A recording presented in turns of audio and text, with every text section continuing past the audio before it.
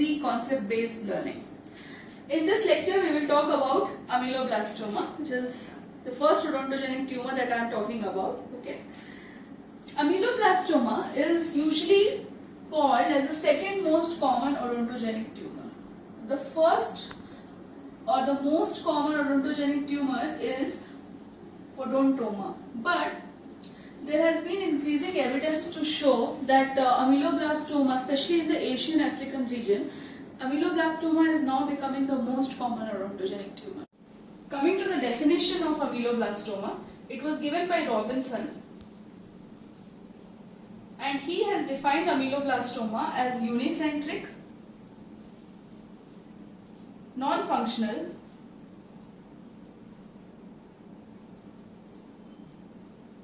intermittent in growth,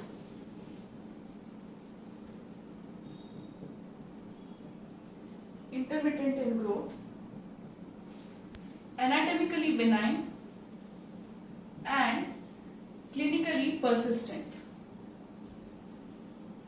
Anatomically benign and clinically persistent.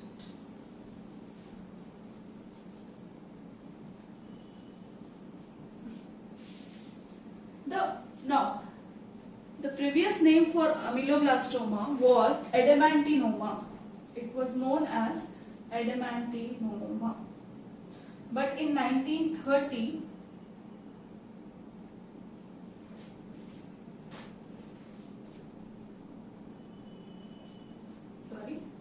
adamantinoma. But in 1930, they had changed this name to ameloblastoma. The reason was ameloblastoma.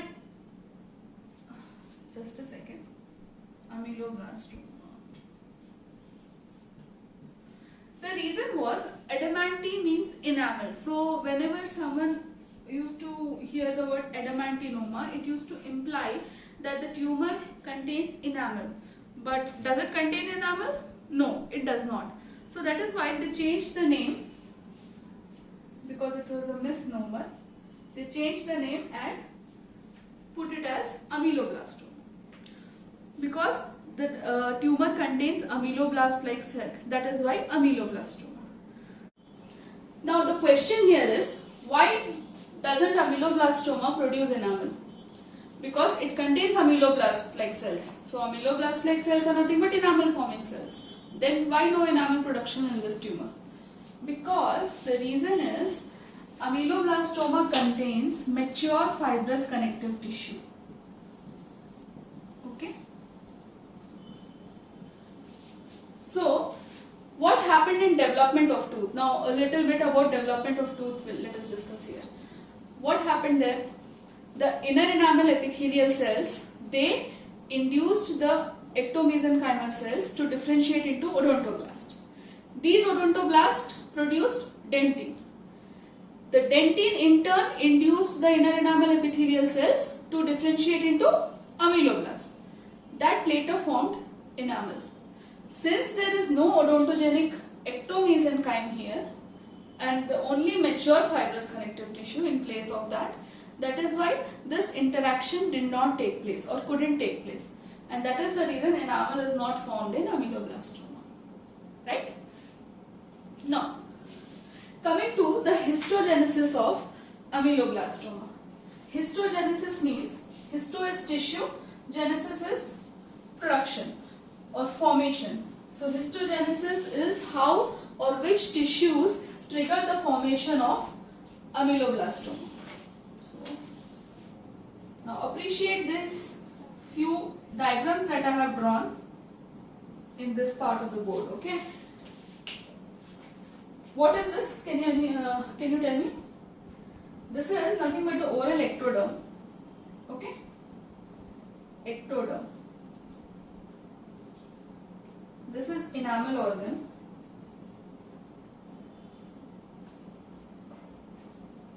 And these are remnants of dental lamina, which are called as cell rests of Serres. Okay. So, the basal cells of the ectoderm or the cell rest of Serres, which are nothing but the remnants of dental lamina, or the enamel organ itself.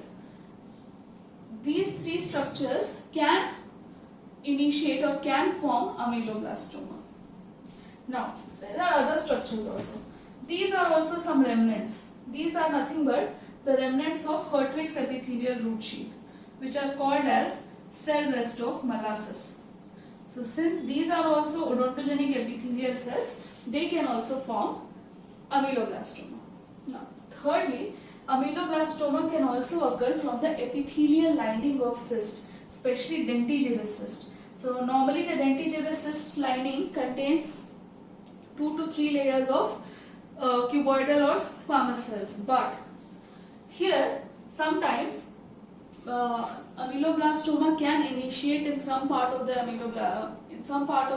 epithelial lining, and they start to show ameloblast-like cells supported by the stellate reticulum-like tissue.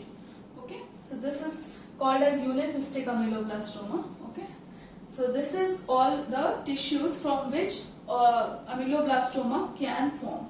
Okay, so this is the histogenesis of ameloblastoma. Now, the trigger for this formation of ameloblastoma, not everyone, in most of the cases or in most of individuals, you see these structures, but not everyone develops ameloblastoma. So, the trigger can be because of any trauma or any kind of infection.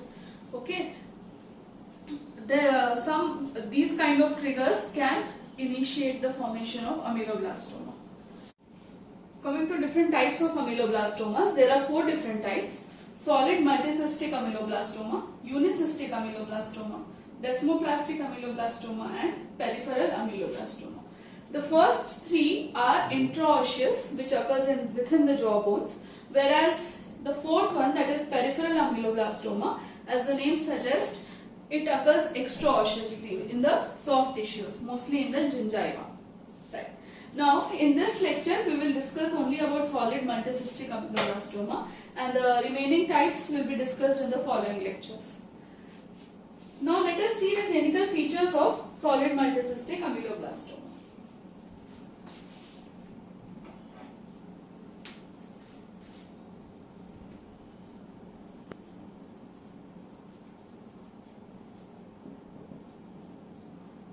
First, coming to the age.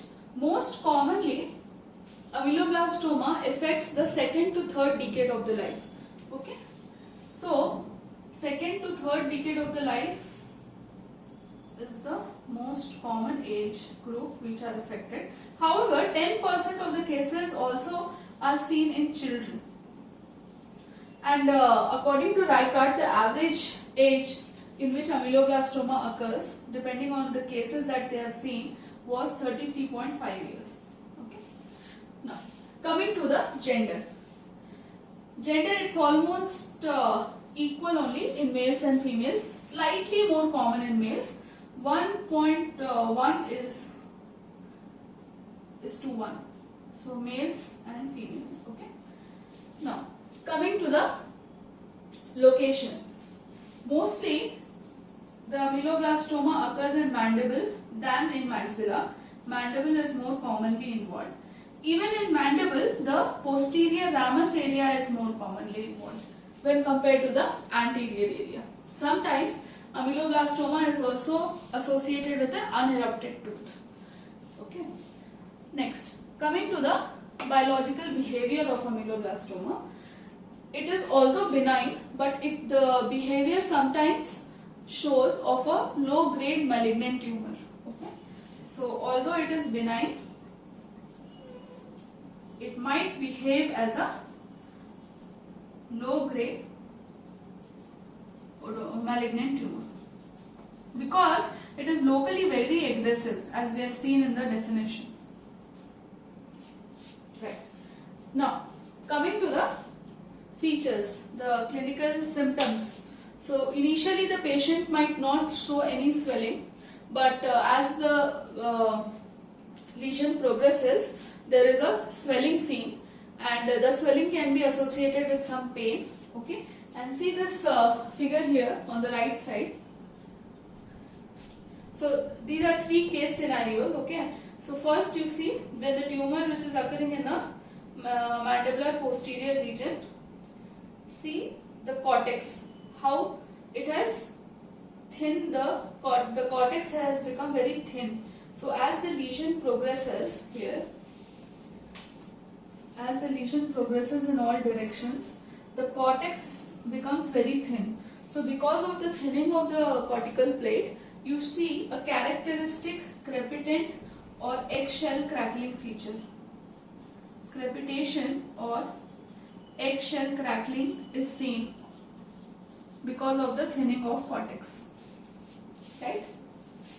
Then, coming to the radiographical features of ameloblastoma.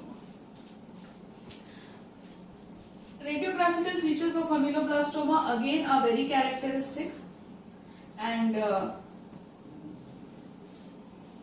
it can present as either multilocular or unilocular radiolucency. Okay, since it's a bony, it destroys the bone, it appears as a radiolucent features, radiolucency. So the radiographic feature, when you talk about the multilocular appearance, if the locules are very large, then the appearance that you see is a soap bubble appearance. Okay, this is the ameloblastoma. This is in radiograph. Okay, so you see soap bubble appearance. Whereas if the locules are smaller, then the appearance is called as the honeycomb appearance.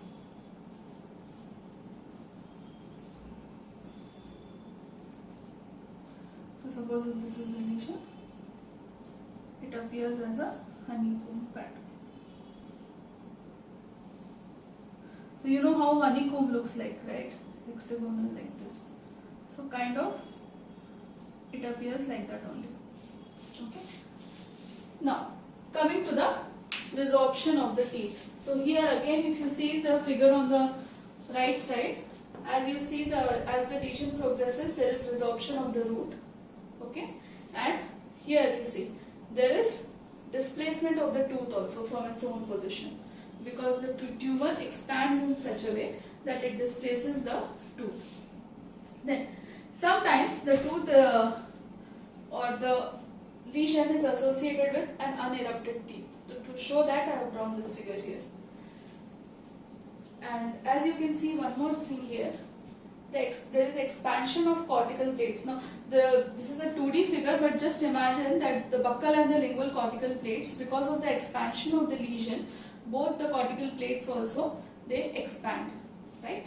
So this is about the radiographical features of ameloblastoma. Coming to the histopathology of ameloblastoma, there are 5 different types. Okay, as you can see here, the first is follicular ameloblastoma, second is plexiform, then acanthomatous, granular cell ameloblastoma, and basal cell ameloblastoma. Okay, so let us first see the follicular type, which is the most common type of histological type of ameloblastoma. Here, these islands that I have drawn here are nothing but odontogenic epithelial islands. Okay, and as you can see, peripherally it is lined by tall columnar ameloblast-like cells, and inside the polyhedral cells assume a stellate reticulum-like tissue appearance. Okay, and the intervening connective tissue is mature fibrous connective tissue. Here, if you notice, I have said ameloblast-like cells and stellate reticulum-like tissue. Reason here is I have not said these are ameloblast and stellate reticulum. These are like tissue, because they are not actually the structures which are going to develop tooth. Okay, see, these are tumorous islands which resemble the tissues that we see in the development of tooth. Okay. So in the follicular type, these islands are arranged in the form of nest or follicles. So this kind of arrangement you see all throughout the tissue. That is why it is called as follicular type of ameloblastoma. Okay. Coming to the plexiform type, here the same odontogenic epithelial islands, but they are arranged in the form of strands. interconnecting strands. And these are again lined similarly like follicular. They are lined by peripherally by tall columnar cells, and in the center there is stellate reticulum like tissue. Okay, and again intervening between these two islands are the mature connective tissue. Okay, now coming to the next type, that is acanthomatous. In acanthomatous type of ameloblastoma, the arrangement of the epithelial islands are similar to the follicular type. That is, they are arranged in the form of follicles or nest. But there is a characteristic difference. What is that? Is, okay, again so you can see the islands are lined by peripherally by ameloblast-like cells, and in the center they assume a stellate reticulum-like tissue appearance. But can you see some structures here? These are nothing but keratin pearls. These are nothing but keratin pearls. So in acanthomatous type of ameloblastoma, what happens is the central polyhedral cells, they undergo squamous metaplasia. Okay, and metaplasia is nothing but when a mature cell changes or alters into another mature cell. So these central polyhedral cells, they mature, they undergo squamous metaplasia and they transform into squamous cells. And as we know, ultimately squamous cells are destined to form keratin when they completely mature. So that is why you see these keratin pearls. Sometimes you just see squamous cells also. Ultimately, they are going to form these keratin. So this kind of histologic appearance is known as acanthomatous type of ameloblastoma. Right. Next, coming to the next one, that is granular cell ameloblastoma. Now here, as the name suggests, granular cell, the central polyhedral cells are replaced by the cells which contains acidophilic granules. Okay. Here I have drawn it in green, but actually under H&E sections they appear pink in color. So these are nothing but acidophilic granules. Okay. So what these granules represent? They represent, when they are seen ultrastructurally, they are nothing but lysosomal aggregates. They are lysosomal aggregates. So this is the granular cell type of ameloblastoma. Okay. Again, the intervening connective tissue here is the mature fibrous connective tissue. That is same in all the types. That is why I am not repeating it again. Okay. And as you can see, the cells are also, the epithelium are arranged in the form of follicles or nest. So those things remain same for these follicular, acanthomatous or granular cell. Only in plexiform, the odontogenic epithelial islands are arranged in the form of interconnecting strands. Right. Coming to the last one, that is basal cell ameloblastoma. Here, again the cells, odontogenic epithelial islands are in the form of follicles only, but there is no clear-cut differentiation between any peripheral or central cells, and all the cells are basaloid in appearance, means they look like basal cells. Okay, so that is so there is nothing more about this basal cell basal cell ameloblastoma. One distinguishing feature or one problem with this is, although in other histological types it is very easy to identify under the microscope. Why? Because the peripheral cells, the central cells are very characteristic. But in basal cell type of ameloblastoma, it is very difficult to identify under the microscope because it resembles basal cell carcinoma. Okay, so you need to correlate the clinical features along with the histopathology. So this is about the histological types. Now, why are we discussing about various histological types? Is there any importance? See, the different histological types, prognosis wise, all the types are same only. They don't have some different prognosis. Although granular cell ameloblastoma has seemed to be more aggressive because of the granules that are present.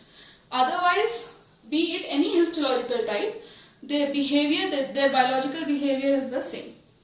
Okay, so this is about histopathology. Coming to the treatment of ameloblastoma, here also there have been many authors suggesting different treatment for ameloblastoma. So most of it includes excision of the tumor and curettage. These are most commonly followed method of treatment. But one thing here, one important thing to remember is we do not do any kind of radiotherapy in this tumor. There is no radiotherapy involved. Reason is, if you do radiotherapy, it might lead to malignant transformation of the tumor. It might lead to malignant transformation of the tumor. So that is why no radiotherapy is advised. So this completes ameloblastoma. Okay. In the next chapter, I will discuss about the desmoplastic, unicystic and peripheral ameloblastoma. Okay. This is all about the solid multicystic ameloblastoma. So that's it. If you like my video, please like, share and subscribe to my channel. Okay. Any doubts, you can put your comments in the comment box. I can always improve on my teaching. Right. So thank you and all the best. Keep watching my channel.